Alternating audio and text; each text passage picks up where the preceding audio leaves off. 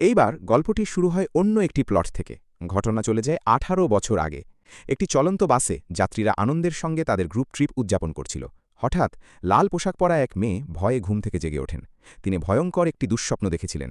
রক্তে ভেজা একটি ছোট মেয়ে কাঁদতে কাঁদতে বলছে, মা। কিছুক্ষণ পর বাসটি পাহাড়ি নির্জন রাস্তা দিয়ে যেতে যেতে একটি পরিত্যক্ত খনির সামনে থেমে যায়। হঠাৎ কয়েকটি স্মোক বোমা বাসের ভেতরে ছুড়ে মারা হয়। চারদিকে আতঙ্ক আর বিশৃঙ্খলা ছড়িয়ে পড়ে। ধোঁয়ায় সবাই অচেতন হয়ে যায়, কিন্তু হামলাকারীদের লক্ষ্য ছিল শুধু একজন, লাল পোশাকের সেই মেয়ে।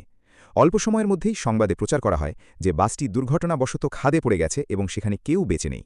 কিন্তু বাস্তবে সেই মেয়ে এখনও জীবিত ছিলেন। তাকে একটি ঠান্ডা অপারেশন টেবিলে বেঁধে রাখা হয়েছিল। এই পুরো ঘটনার পেছনে ছিল যমজ দুই বোন, ডক্টর বাক এবং ডিরেক্টর বে। আসল সত্য হল, সেই মেয়ে ছিলেন একেবারে নিখুঁত হোস্ট। তার গর্ভের শিশুই ছিল অতিমানবীয় শক্তির আসল উৎস। পরে বে বোনেরা জোর করে তার গর্ভ থেকে ভ্রূণটি বের করে এনে সেটিকে ক্লোন করার চেষ্টা করে। জোন সেই ক্লোনগুলোর একজন, আর তার একটি ছোট বোনও আছে, আর্ক-1, যাকে একটি অন্ধকার কাঁচের ট্যাঙ্কের ভেতরে বন্দী করে রাখা হয়েছে। বর্তমানে দেখা যায় 2U নামের এক সুপার হিউম্যান স্কোয়াড জেজু দ্বীপের সেই গোপন ল্যাব আক্রমণ করে। তারা কোনো দয়া দেখায় না। পুরো ল্যাব রক্তে ভেসে যায়, আর সেখানে থাকা কেউই বেঁচে থাকে না।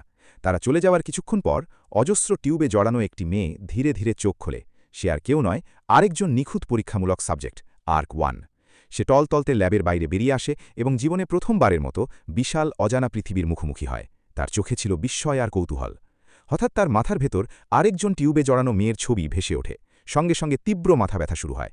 তার শক্তি নিয়ন্ত্রণের বাইরে চলে যায়। চারপাশে বরফ আর তুষার বাতাসে ভেসে উঠতে থাকে। এমনকি বাতাসও যেন জমে যায়। কিন্তু পরের মুহূর্তেই সবকিছু আবার স্বাভাবিক হয়ে যায়। আর্ক-1 বন পেরিয়ে রাস্তায় এসে দাঁড়ায়। সে উদ্দেশ্যহীনভাবে হাঁটছিল। ঠিক তখনই একটি গাড়ি দ্রুত গতিতে তার দিকে ছুটে আসে, কিন্তু সে একটুও নড়ে না। ড্রাইভার হঠাৎ ব্রেক কষে গাড়ি থামায়, তারপর দ্রুত ব্যাক করে তার কাছে আসে। গাড়ির ভেতরে ছিল কয়েকজন গ্রাম্য গুন্ডা।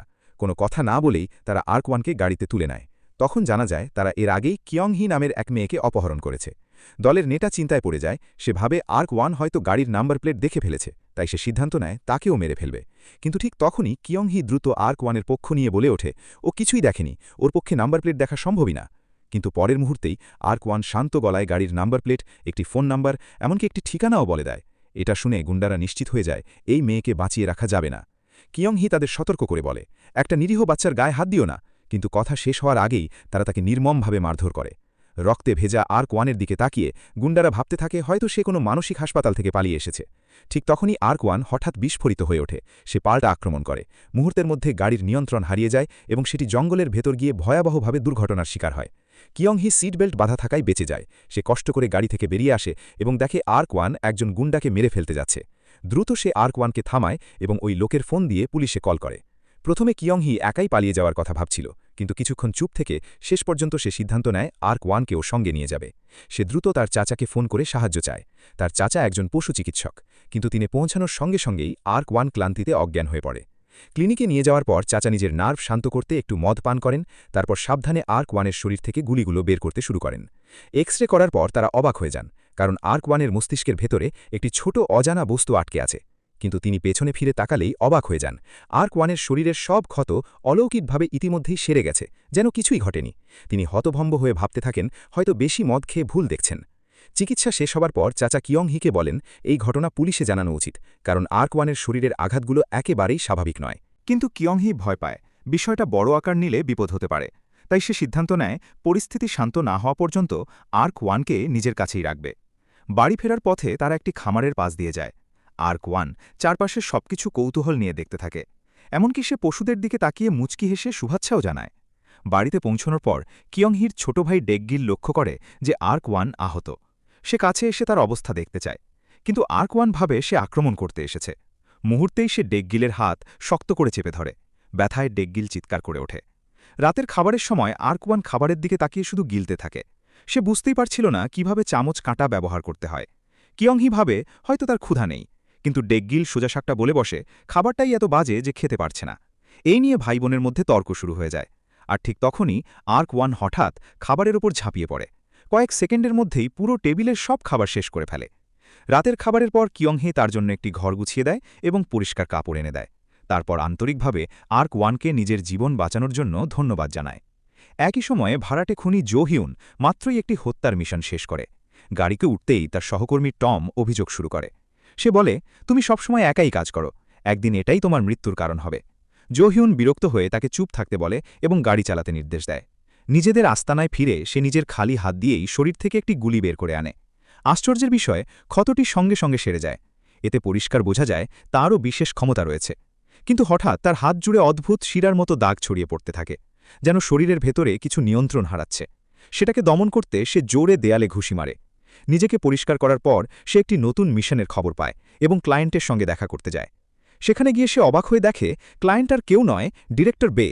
ডিরেক্টর বে তাকে আর্ক-1 সম্পর্কে বিস্তারিত রিপোর্ট দেয় এবং যত দ্রুত সম্ভব তাকে ধরে আনার আদেশ দেয়। জো হিউন তখন জিজ্ঞেস করে, জাইয়ুন কোথায়? ডিরেক্টর বে জানায়, জাইয়ুন কিছুদিন আগে এখানে এসেছিল কিন্তু গুরুতর আহত অবস্থায় পালিয়ে গেছে। সে আরও ব্যাখ্যা করে, যতদিন জাইয়ুন ওষুধের ওপর নির্ভরশীল থাকবে ততদিন সে তাদের জন্য বড় হুমকি নয়। কিন্তু আর্ক-1 সম্পূর্ণ আলাদা। তার কোনো স্পষ্ট দুর্বলতা নেই, আর তার ক্ষমতাও জাইয়ুনের চেয়েও অনেক বেশি শক্তিশালী। এরপর ডিরেক্টর বে একটি ট্র্যাকার বের করে দেখায়। সে জানায় আর্ক-1-এর মস্তিষ্কে একটি চিপ বসানো হয়েছে, আর সেটাই ছিল সেই রহস্যময় বস্তু যেটা পশুচিকিৎসক চাচা কোনোভাবেই বের করতে পারেননি। চিপটি পরীক্ষামূলক সাবজেক্টের অবস্থান এবং শারীরিক অবস্থার রেকর্ড করতে পারে। তারা যদি কাছাকাছি আসে, ট্র্যাকার সঙ্গে সঙ্গে সংকেত দেবে। জো হিউন আর টম তখনই গাড়ি নিয়ে আর্ক-1কে খুঁজতে বেরিয়ে পড়ে। রাস্তার মাঝে জো হিউনের নজরে আসে একটি গাড়ি তাদের অনুসরণ করছে। টম সঙ্গে সঙ্গে গতি বাড়িয়ে জঙ্গলের ভেতর ঢুকে যায়। কিছুক্ষণ পর তারা পিছু নেওয়া গাড়িটিকে ঝেড়ে ফেলতে সক্ষম হয়। কিন্তু হঠাৎ টম গাড়ি ঘুরিয়ে আবার ফিরে আসে এবং সোজা ধাক্কা মেরে অপর গাড়িটিকে চূর্ণবিচূর্ণ করে দেয়। সে বুঝতে পারে ওরা স্থানীয় এজেন্ট, এমনকি মজা করে ভদ্রভাবে তাদের শুভেচ্ছাও জানায়। কিন্তু পরের মুহূর্তেই সেই দুই ব্যক্তি নিজেদের মিউট্যান্ট রূপ প্রকাশ করে আক্রমণ শুরু করে। তারা ভীষণ শক্তিশালী ছিল, কিন্তু তারপরেও টমের সামনে টিকতে পারেনি। লড়াই শেষ হওয়ার পর জো হিউন তাদের বলে, তোমাদের বসকে একটা বার্তা দিও, আমি একদিন তার সঙ্গে দেখা করতে চাই। তখন জানা যায় 10 বছর আগে জো হিউন নিজেও সেই সংগঠনের হয়ে কাজ করত। তারা আবার আর্ক-1কে খুঁজতে শুরু করে। হঠাৎ ট্র্যাকার বিপ দিতে শুরু করে। লক্ষ্যবস্তু খুব কাছেই রয়েছে। সেই রাতে আর্ক-1 বিশ্রাম নিচ্ছিল। হঠাৎ তার মাথার ভেতর তীব্র যন্ত্রণা শুরু হয়। ঠিক তখনই একটি রহস্যময় কণ্ঠস্বর তার কানে ফিসফিস করে বলে, বাচ্চা, মায়ের কাছে চলে এসো। পরের মুহূর্তেই যেন থমায় থেমে যায়, আর তার সমস্ত যন্ত্রণা হঠাৎ করেই মিলিয়ে যায়। আর্ক একবার বারান্দায় গিয়ে দেখে কয়েকটি গাড়ি দ্রুত গতিতে বাড়ির দিকে ছুটে আসছে। গ্যাং লিডার ইয়ং ডু তার লোকজন নিয়ে সেখানে পৌঁছে পুরো বাড়িটি ঘিরে ফেলে। সেদিন যারা কিয়ংহিকে অপহরণ করেছিল তারাও আসলে ইয়ং ডুর লোক ছিল। তাদের পরিকল্পনা হল এই এলাকায় একটি বড় রিসর্ট তৈরি করা। কিন্তু কিয়ংহির বাবা জমি বিক্রি করতে রাজি হননি, আর সেই কারণেই তাকে হত্যা করা হয়েছিল। কিয়ংহি একটি শটগান তুলে ধরে সবাইকে দূরে থাকতে সতর্ক করে, কিন্তু এত শক্তিশালী লোকদের সামনে সে একেবারেই দুর্বল। ডেকগিল দ্রুত এগিয়ে এসে তাকে রক্ষা করার চেষ্টা করে, কিন্তু গুন্ডারা তাকে নির্মমভাবে মারধর করে। ইয়ংডু কিয়ংহির সামনে জোর করে একটি চুক্তিপত্র এনে ধরে। সে হুমকি দেয়, যদি কিয়ংহি জমি বিক্রি করতে রাজি না হয় তাহলে তার ছোট ভাইকে মেরে ফেলা হবে। তবুও কিয়ংহি দৃঢ়ভাবে অস্বীকার করে। সে বলে, আমি মরতে রাজি, তবু এই জমি বিক্রি করব না। এতে ক্ষিপ্ত হয়ে ইয়ংডু তার লোকদের নির্দেশ দেয়, ভাই বোনকে এত মারো যতক্ষণ না তারা হার মানে। ঠিক তখনই সবার নজর যায় ছাদের ওপর দাঁড়িয়ে থাকা একটি মেয়ের দিকে। ইয়ংডু শান্ত গলায় তাকে নিচে নেমে আসতে বলে, যেন সে আঘাত না পায়। কিন্তু পরের মুহূর্তেই আর্ক-1 ছাদ থেকে লাফ দেয় এবং অবিশ্বাস্যভাবে একদম হালকাভাবে নিজের পায়ের ওপর নেমে দাঁড়ায়। সবাই ভয়ে স্থির হয়ে যায়। আর্ক-1 ধীরে ধীরে সেই লোকটার দিকে এগিয়ে যায় যে কিয়ংহিকে মেরেছিল। তারপর শুধু হালকা একটা ধাক্কা দিয়েই লোকটাকে অনেক দূরে ছুঁড়ে ফেলে দেয়। ইয়ংডু কিছু বুঝে ওঠার আগেই আর্ক-1 আরও দুজনকে কয়েক ডজন মিটার দূরে ছুঁড়ে মারে। এমন ভয়ঙ্কর শক্তি দেখে ইয়ংডু আতঙ্কিত হয়ে যায়। সে সঙ্গে সঙ্গে সবাইকে একসাথে আক্রমণের নির্দেশ দেয়। কিন্তু আর্ক-1 তার সামনে আসা সবাইকে সহজেই হারিয়ে দেয় এবং ধীরে ধীরে সোজা ইয়ংডুর দিকে এগিয়ে যায়। ইয়ংডু ভয়ে কাঁপতে থাকে। সে মাটিতে পড়ে গিয়ে পিছিয়ে পিছিয়ে পালানোর চেষ্টা করে। ঠিক তখনই কিয়ংহি দৌড়ে এসে তাকে জোরে একটা চড় মারে, যেন সে বাস্তবে ফিরে আসে। এরপর ইয়ংডু তাড়াতাড়ি উঠে নিজের লোকজন নিয়ে পালিয়ে যায়। সবকিছু দেখার পর ডেকগিল পুরোপুরি বিশ্বাস করে ফেলে যে আর্ক-1-এর সত্যিই অতিমানবীয় শক্তি আছে। এমনকি সে ভাবতে শুরু করে আর্ক-1-কে ইউটিউবার বানিয়ে অনেক টাকা আয় করা যাবে। পরের দিন সে খুব উত্তেজিত হয়ে আর্ক-1-কে বোঝাতে থাকে কিভাবে ইউটিউব থেকে টাকা আয় করা যায়। কিন্তু আর্ক-1-এর আগ্রহ শুধু খাবারে। এতে ডেকগিল পাগল প্রায় হয়ে যায়। পরে তিনজন একসাথে সুপারমার্কেটে খাবারের উপকরণ কিনতে যায়। কেনাকাটার সময় আর্ক-1 একদম স্বাভাবিক ভঙ্গিতে সব ফ্রি স্যাম্পল খেতে শুরু করে, যেন আশেপাশে আর কেউ নেই। অন্য ক্রেতারা অবাক হয়ে তাকিয়ে থাকে। ডেকগিল ভীষণ লজ্জা পেয়ে দ্রুত তাকে সেখান থেকে সরিয়ে নিয়ে যায়।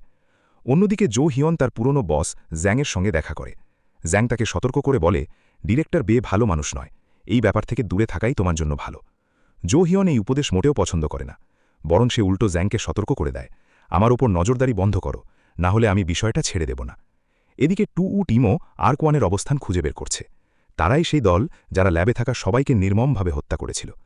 আর্ক-1-এর মাথায় 2বার গুলি করা হয়েছিল। স্বাভাবিকভাবে তার মারা যাওয়ার কথা, কিন্তু কোনো এক রহস্যময় কারণে সে বেঁচে গেছে। টিমের ক্যাপ্টেন কোনো ভুল সহ্য করে না, তাই যে কোনো মূল্যে আর্ক-1-কে আবার ফিরিয়ে আনতেই হবে। অন্যদিকে অপমানিত ইয়ং ডুও প্রতিশোধ নেওয়ার পরিকল্পনা শুরু করে। সে পশু বিশেষজ্ঞ চাচাকে খুঁজে বের করে এবং হুমকি দেয়, কিয়ংহি যে মেয়েটাকে লুকিয়ে রেখেছে সে আসলে কে সেটা বলতে হবে। সত্য জানার পর ইয়ংডু বুঝতে পারে আর্ক-1ও এক বড় টার্গেট। সঙ্গে সঙ্গে সে নিজের লোকজনকে ক্লায়েন্টের সঙ্গে যোগাযোগ করতে বলে। কিছুক্ষণ পর কিয়ংহি তার চাচার কাছ থেকে সাহায্যের জন্য ফোন পায় এবং দ্রুত পশু ক্লিনিকে ছুটে যায়। কিন্তু সেখানে গিয়ে সে ভয়ঙ্কর দৃশ্য দেখে। গুন্ডারা কথা রাখেনি, তারা তার চাচার একটি আঙুল কেটে ফেলেছে। চাচা কষ্টের মধ্যে কিয়ংহিকে বলে, আর্ক-1-কে লুকিয়ে রাখা বন্ধ করো, না হলে এটা সবার জন্য বিপদ ডেকে আনবে। কিয়ংহি ভেতরে ভেতরে দ্বিধায় ভুগতে থাকে।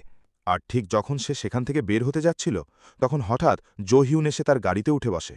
জোহিউন কিয়ংহিকে একটি ভিডিও দেখায় যেখানে আর্ক-1-কে ল্যাবের ভেতরে মানুষ হত্যা করতে দেখা যায়। সে কিয়ংহিকে সতর্ক করে বলে, আর্ক-1 একটা দানব, সে যে কোনো সময় নিয়ন্ত্রণ হারাতে পারে। এরপর জোহিউন বলে, যদি কিয়ংহি নিজের ভাইকে বাঁচাতে চায় তাহলে আজ রাতের পরিকল্পনায় তাদের সঙ্গে সহযোগিতা করতেই হবে। অন্যদিকে ইয়ংডু নিজের কোম্পানিতে ফিরে আসতেই তার 2 জন লোক গুলিতে মারা যায়। তখন প্রকাশ পায় আর্ক-1-এর মাথার ওপর যে পুরস্কার ঘোষণা করা হয়েছে তার পেছনে রয়েছে 2U টিম। টিমের ক্যাপ্টেন ইয়ংডুকে হুমকি দেয়, আর্ক-1 কোথায় আছে সেটা না বললে তোমার শরীরের অঙ্গ এক এক করে বের করে ফেলব। ইয়ংডু বুঝতে পারে এরা আর্ক-1-এর মতোই ভয়ঙ্কর মিউটেন্ট। তবুও সে সাহস করে সহযোগিতার প্রস্তাব দেয়। সে বলে, আমি তোমাদের কাজে লাগতে পারি।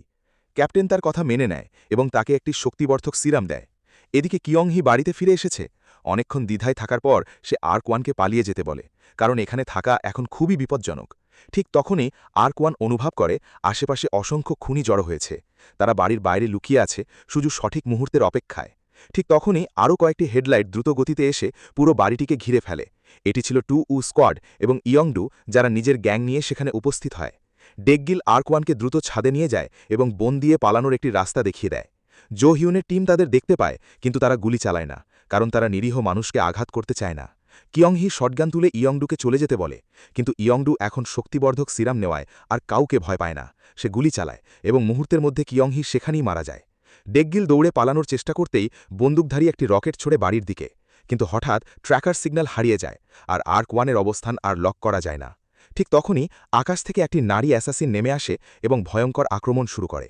তার গতি এত বেশি ছিল যে গুলি তাকে স্পর্শও করতে পারে না। তার তরবারির দক্ষতাও ছিল মারাত্মক।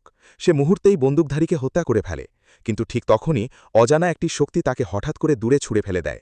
অন্যদিকে ইয়ংডু যখন ডেকগিলকে গুলি করতে যাচ্ছিল তখনই তার কাঁধে একটি গুলি এসে লাগে। ছাদের ওপর দাঁড়িয়ে জোহিউন চিৎকার করে সবাইকে পিছু হতে নির্দেশ দেয়। ক্যাপ্টেন ঠান্ডা হেসে ওঠে। তারপর সে আশেপাশের গাছগুলোকে বিকৃত করে ধারালো বর্ষার মতো বানিয়ে ফেলে এবং মুহূর্তেই সেগুলো দিয়ে দুর্বল মানুষদের বিদ্ধ করে দেয়। এতেই পুরো যুদ্ধ শুরু হয়ে যায়। জোহিউন আর টম চারদিকে গুলি চালায়, কিন্তু 2U স্কোয়াড অবিশ্বাস্য গতিতে চলাফেরা করে। এমনকি তাদের শরীরে ভয়ঙ্কর হিলিং ক্ষমতাও রয়েছে। আঘাত লাগলেও তারা দ্রুত সেরে ওঠে। ধীরে ধীরে পরিস্থিতি উল্টে যায় আর জোহিউন আর টম বুঝতে পারে তারা মারাত্মকভাবে পিছিয়ে পড়েছে। ইয়ংডু প্রায় মৃত অবস্থায় থেকেও শেষ শক্তি দিয়ে আবারও একটি গুলি চালায়। জোহিউন সেটি ব্লক করতে এগিয়ে আসে, কিন্তু গুলি তার শরীর ভেদ করে চলে যায় এবং সেই আঘাতে ডেকগিল মারা যায়। কিছু দূরে আর্ক-1 হঠাৎ জেগে ওঠে, যেন সে কিছু অনুভব করেছে। তার মনে কিয়ংহি আর ডেকগিলের স্মৃতি ভেসে ওঠে, উষ্ণ মানবিক স্মৃতি, যা তার ভেতরে অজানা এক পরিবর্তন আনে। ঠিক তখনই নারী অ্যাসাসিন আবার তাকে আক্রমণ করতে আসে, কিন্তু আর্ক-1 এবার আরও দ্রুত। চোখের পলকে সে তাকে হত্যা করে ফেলে।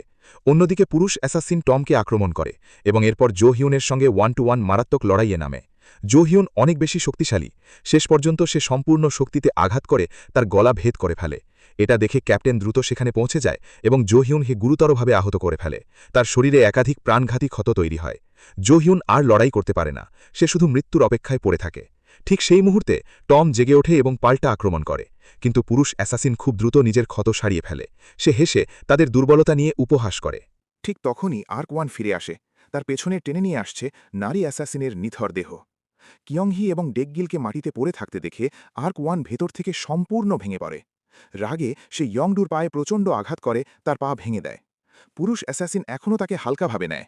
এই ছোট মেয়েটিকে সে গুরুত্ব দেয় না, কিন্তু পরের মুহূর্তেই আর্ক-1 তার হাত এমনভাবে চূর্ণ করে দেয় যেন সেটা কিছুই নয়। এরপর সে একটি শক্তি ঢাল তৈরি করে 2-2 স্কোয়াডকে পালাতে বাধা দেয়। ক্যাপ্টেন গোপনে পেছন থেকে আক্রমণ করার চেষ্টা করে, কিন্তু আর্ক-1 টেলিকিনেসিস দিয়ে তাকে স্থির করে ফেলে এবং জোর করে তাকে নিজের গলা নিজেই ছুরিকাঘাত করতে বাধ্য করে।